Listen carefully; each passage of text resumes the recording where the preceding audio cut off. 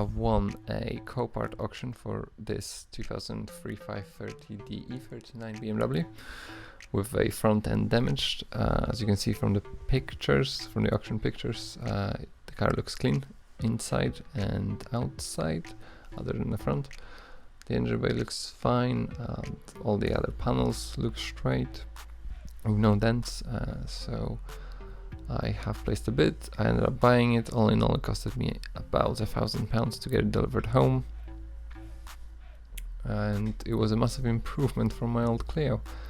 Upon the arrival, we were shocked that everything works. I was expecting something to be wrong with it, something other than the bonnet, but all the sensors were working, all the lights, all the electricals, even the aircon is working.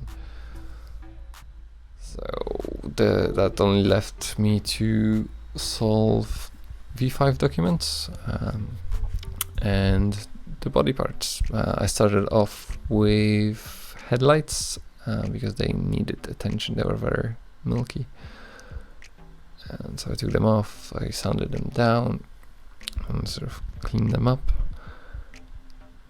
And the second thing was a new bonnet, which I ended up getting for free. And now the car looked amazing. It no longer looks like a £1,000 car.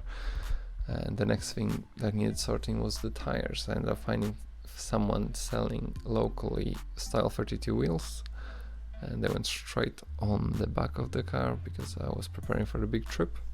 3 months after purchase, I ended up going on across Europe, doing over 1,000 miles.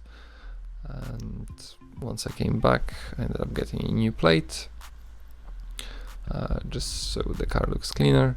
Then I painted the front calipers. I ended up having M5 replicas, but I didn't like the look of them on the car, so I sold them.